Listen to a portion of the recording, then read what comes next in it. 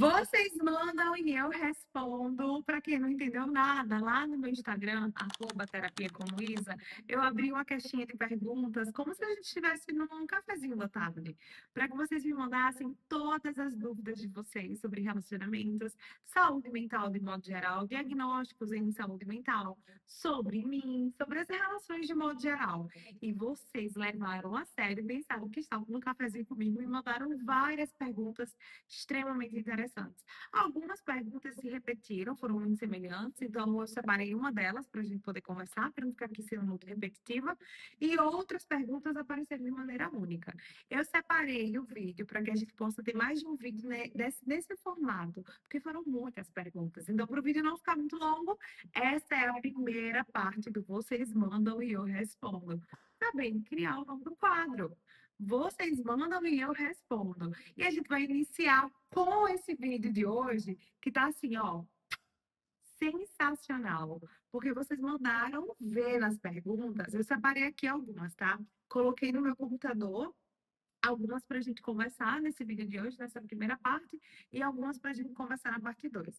Mas bem, antes da gente iniciar, se você ainda não é inscrito aqui no canal, se inscreve, tá? Curte esse vídeo, compartilhe com alguém que tá louco para saber aí das conversas que a gente vai ter no vídeo de hoje. Porque tem fofoca de bastidor, mas também tem aí eu revelando segredos das relações e maneiras na qual vocês podem ter aí para poder lidar com conflitos que aparecem no dia a dia de vocês. E uma coisa que eu percebi é que as perguntas elas foram muito semelhantes. Claro, é o meu nicho, né? Eu falo muito sobre relações, mas eu acho que está para além disso. Os relacionamentos hoje, eles estão muito líquidos, eles estão muito superficiais. Isso faz com que as pessoas acabem criando percepções sobre si, e percepções muitas vezes equivocadas, negativas, interpretações erradas sobre as situações, relações cotidiano.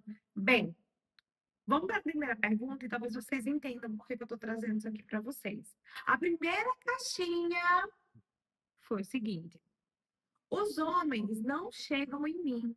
Fico me perguntando se o problema está em mim. Essa pergunta me veio como um soco no estômago.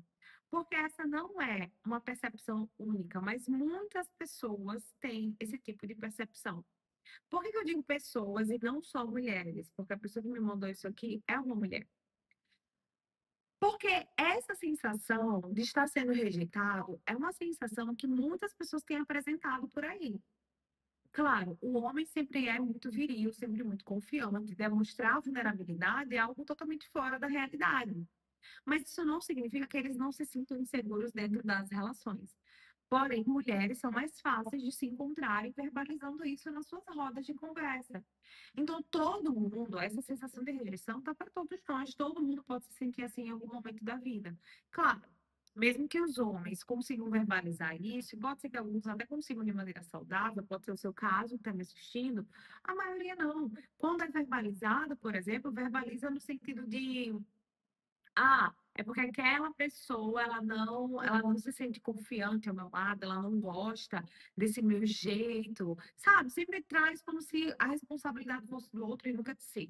E é aí que mora o problema. Esse 8 ou 80, esse comportamento 8 ou 80, preto ou branco. Ou é você ou sou eu. Nunca somos nós dois responsáveis por isso estar acontecendo. E aqui nesse caso foi bem isso que aconteceu. Nunca é responsabilidade do outro, é sempre responsabilidade minha. E aí o que que acontece? Eu separei aqui 3 motivos pelos quais isso pode estar acontecendo, mas claramente a gente precisa entender o seguinte: quando algo ruim nos acontece, a nossa mente fica o tempo todo buscando alguma solução primeiro, alguma justificativa para aquilo que está acontecendo, antes de uma solução. Então eu penso que o problema sou eu, que eu que não estou me comportando bem, eu que não estou me vestindo bem, eu que tá me faltando isso, tá me faltando aquilo. Eu sempre tendo a levar como se eu fosse insuficiente, porque a gente talvez cresça ouvindo que nós somos. Não necessariamente pelos nossos cuidadores, mas pela sociedade ao nosso redor. Mas bem, o primeiro fator que pode estar influenciando alguém se afastar de você, alguém não chegar até você, é o contexto social que a gente vive hoje. As pessoas estão presas aqui, ó, numa tela. E aí vão para aplicativos, ficam nas redes sociais. Isso acaba distanciando as pessoas de chegarem presencialmente uma nas outras. Tudo isso impacta nessa diminuição de chegar presencialmente em alguém. Ah, mas eu estou falando das redes sociais também. Beleza. As pessoas, elas podem, na verdade, estar chegando até você nas redes sociais, mas você está já interpretando como se isso não estivesse acontecendo, porque talvez não tenha sido aquela pessoa. Então, tem um fator do contexto social, em que as pessoas estão realmente mais acostumadas a utilizar de aplicativos, ou a pessoa está até lhe procurando, mas não é aquela pessoa que você gostaria que estivesse lhe procurando, ou até as pessoas estão lhe procurando, mas como é pelas redes sociais, é difícil a gente ter uma leitura do comportamento do outro. Sei lá, vai que a pessoa só quer ser só minha amiga, e aí eu não aprofundo naquela conversa. Aí vai que o papo daquela pessoa é chato pelo WhatsApp ou pelo direct, e aí eu não quero me aprofundar naquela conversa. O contexto social influencia muito. Fator 2 é a nossa linguagem não verbal. Às vezes o problema não é quem você é, na maioria das vezes esse não é o problema, mas a postura que você tem tomado diante das questões sociais. Se é uma postura mais fechada, uma cara mais fechada, se você é uma pessoa sorridente, se você é uma pessoa que se aproxima dos outros e se aproxima de maneira genuína, se aproxima de uma maneira conectada, que realmente tem interesse pelo outro, se você não evita contato social, porque se você tem esse contato social, não, contato visual, se você não evita esse contato visual, por quê? Olhar nos olhos de alguém, não assim, tá? Mas olhar nos olhos de alguém, estar aberta, sorridente, receptiva, tudo isso vai passar uma imagem, uma percepção para o outro de que você está aberta. Mas se você acaba se fechando mais socialmente, isso já passa uma ideia de que você está fechada para algo mais profundo. E isso pode estar sendo afetado pelo fator 3, que são as suas crenças internas. O que que você tem pensado sobre você? Os nossos comportamentos, eles agem a partir de um GPS. E esse GPS está aqui, ó, na nossa mente. Então, se você acredita que não é uma pessoa interessante, você vai ter comportamentos de uma pessoa que não é interessante. Sei lá, o que que é interessante para você? Uma pessoa que lê livros, que está atualizada das notícias do mundo, que além disso treina, faz esportes, viaja.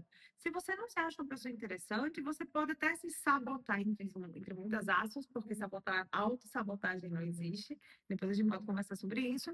Mas você pode acabar se sabotando nessas áreas e acabar parando no meio de alguma dessas tarefas, não concluindo, ou até mesmo fazendo de todo jeito, de toda forma. Preste atenção na maneira como você tem pensado sobre você, porque os seus comportamentos vão agir para reforçar esses pensamentos.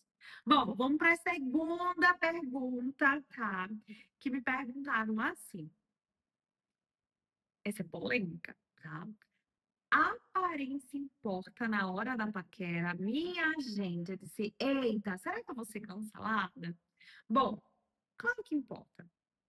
Claro que a aparência importa e não é somente na hora da paquera. Por que que vocês acham que eu tô arrumada? Porque a aparência importa. Seres humanos são visuais. A gente se apega primeiramente àquilo que a gente vê.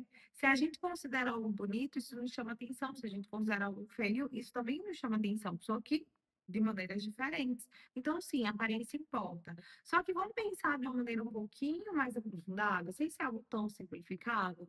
Aparência, beleza, isso é subjetivo. Não tem para onde correr. O que é bonito para mim pode não ser bonito para você.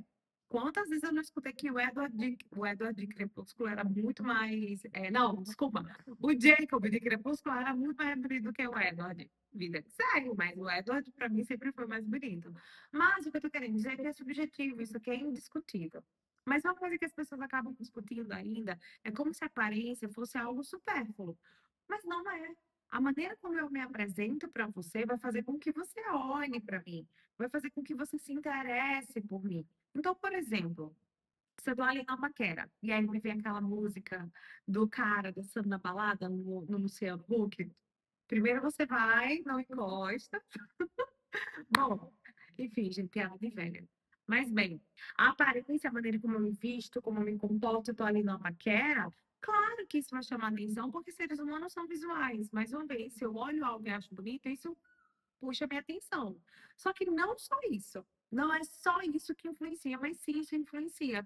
Sua postura é outra coisa que vai influenciar e estar na sua aparência. Se você é sorridente, se você olha nos olhos, que se conecta muito com a resposta da primeira pergunta. A aparência é o primeiro filtro que eu faço sobre aquela pessoa. Se a pessoa se veste de acordo com o que eu gosto, se a pessoa se veste totalmente diferente daquilo que eu acho bonito, tudo isso ali serão os primeiros sinais de se eu vou dar ou não vou dar atenção.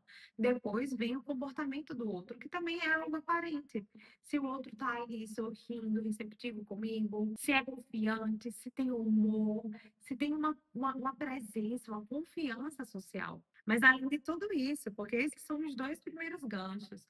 O terceiro gancho, que é o que faz fisgar, assim, a pessoa continuar com você, é a conexão que isso vai gerar com o outro. A conexão que você vai gerar com o outro. Se você se conectou, se você fez o outro se sentir pertencente, se o outro também fez você se sentir pertencente, é isso que, ó, fisga, ele pode dizer assim, fisga, conecta e faz uma relação permanecer a longo prazo. Beleza, chama atenção, mas o que mantém é a conexão, certo? Captaram essa mensagem, por favor, internalizem isso com vocês.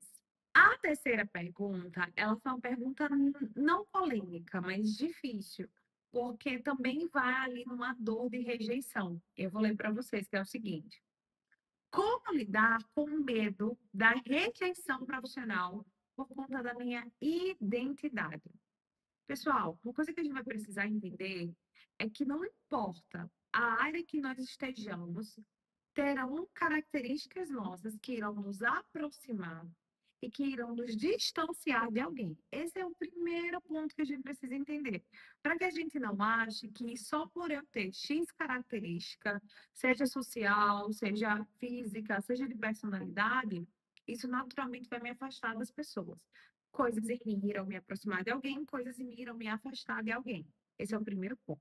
A sua identidade não é um problema a ser escondido, muito pelo contrário. A sua identidade é um filtro social. Se alguém não consegue lidar com a sua identidade e com quem você verdadeiramente é porque aquele lugar, aquela pessoa não te pertence. E você não pertence àquele local. Aquele lugar talvez não seja para você, e não no sentido ruim, muito pelo contrário. Nós merecemos estar com aquelas pessoas que sabem lidar com a gente, com o nosso jeito de ser. A gente não precisa ficar assim, cortando para caber em caixinhas que a sociedade impôs, colocou, que é correto. Muito pelo contrário, a sua identidade ela vai filtrar socialmente quem merece te ter ao lado delas. Internaliza isso com você, porque a sua identidade não é um problema, mas um filtro de quem merece estar ao seu lado. E só merece estar ao nosso lado quem consegue lidar com quem a gente é. E quem nos ajuda a lidar com quem nós somos. E vice-versa. A gente só merece ter ao nosso lado aquela pessoa que a gente compreende e que a gente consegue lidar com aquele jeito e com ajudá-la a lidar com o jeito dela. Sua identidade, mais uma vez, não é um problema, é um filtro social. Eu comentei que essa é uma pergunta difícil, porque todos nós precisamos nos sentir pertencentes. A gente precisa se sentir pertencente no nosso trabalho, nos nossos grupos sociais, com os nossos amigos, nos nossos relacionamentos. E quando eu vejo uma pergunta dessa, é porque quantas vezes talvez essa pessoa não tenha se sentido mal por ser quem ela é e espera que isso aconteça em um futuro. Então, por isso que isso me pegou tanto. Vamos para a última pergunta, tá? Eu selecionei 4 aqui para a gente poder ir separando, senão o vídeo vai ficar muito longo, eu não posso ter a menor ideia de quanto tempo está em vídeo. Bem, quarta pergunta. Como aprender a não ter medo de conversas difíceis fazendo Comunica Casal lá na Hotmart? Vou deixar aqui na descrição o link para quem quiser comprar o curso que eu tenho lá na Hotmart, tá? Mas eu também vou responder aqui.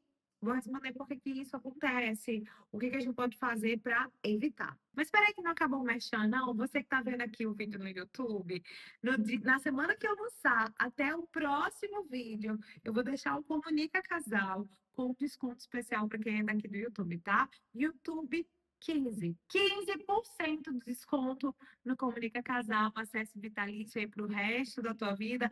Em breve ele terá atualizações e você vai poder atualizar também. Aí corre, porque quando tiver atualizações, o preço vai, ó, subir, tá? Então, se você tá aqui assistindo esse vídeo, não perde essa oportunidade. Quem disse que conversas sérias, elas precisam ser conversas difíceis? Ninguém nos disse e a gente não nasceu pensando assim.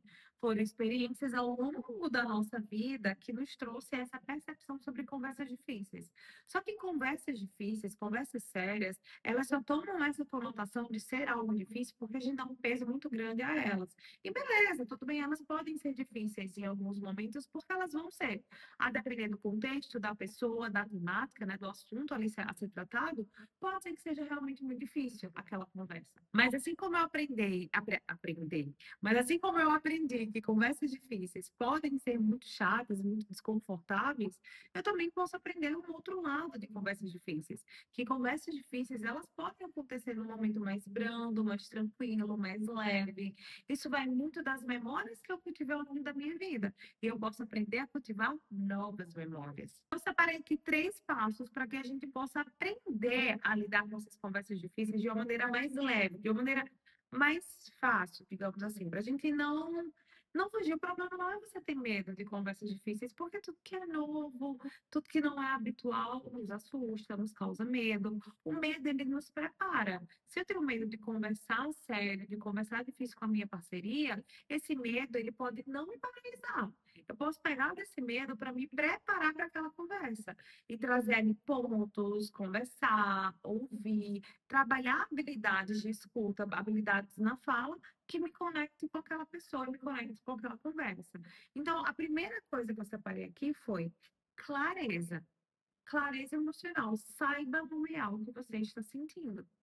Porque se a gente vai para aquela conversa confusa, confuso, é natural que o outro não me entenda e aí o outro queira trazer os pontos dele, mas poxa, o outro nem me entendeu, mas eu nem me entendi. Como que o outro vai me entender se nem eu me entendo? Então, o primeiro passo aqui é você ter clareza, clareza emocional sobre o que, que você está sentindo, saber nomear. Se é medo, raiva, ansiedade.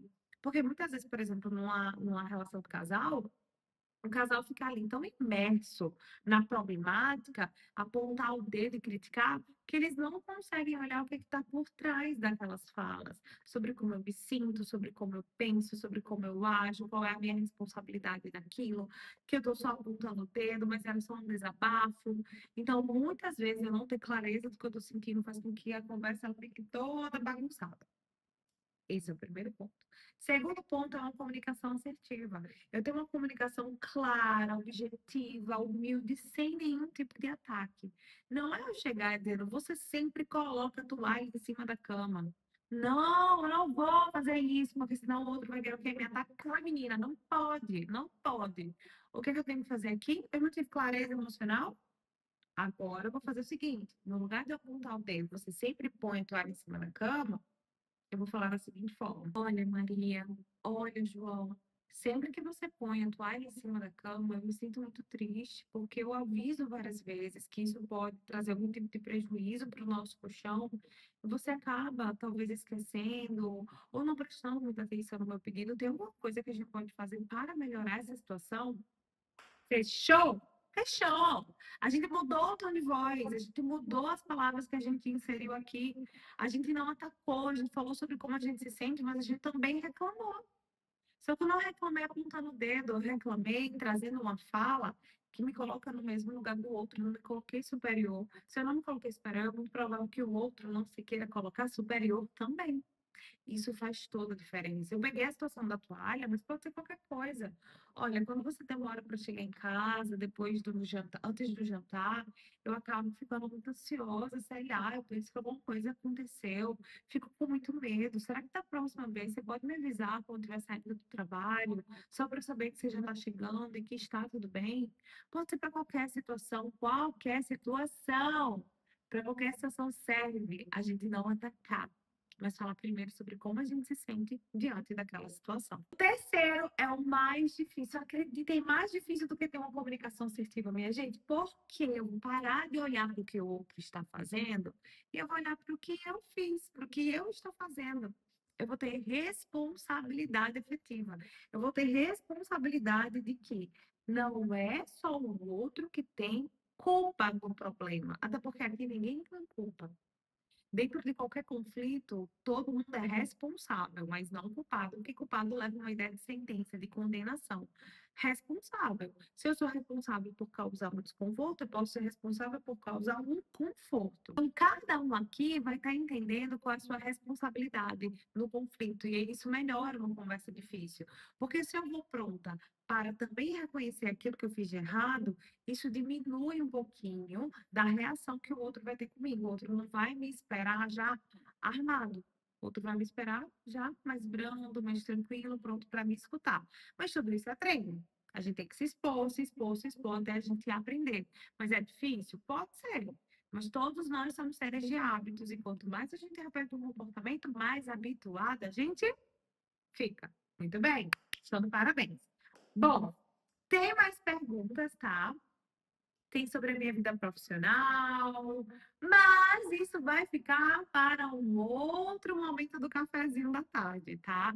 Separem aí da próxima vez o cafezinho, o bolinho, para a gente poder ir conversando. Vou deixar aqui na descrição o link do curso com cupom de desconto para vocês, YouTube 15, para que vocês não percam a oportunidade de adquirirem o Comunica Casal enquanto ele ainda não tem aí a sua atualização, porque quando tiver atualização, o preço vai subir. E se você comprar agora, se você adquirir agora, você vai recebê-lo do jeito que ele está, de forma vitalícia, mas também vai ter acesso a ele quando ele tiver lá todo atualizado, tá bem? Combinado? Bom, se você gostou desse vídeo, não esquece de clicar em gostei, de se inscrever e de encaminhar para aquela pessoa que precisa ouvir algumas verdades duras de serem ditas, mas necessárias de serem escutadas. Bisu, bisu, e até a próxima semana.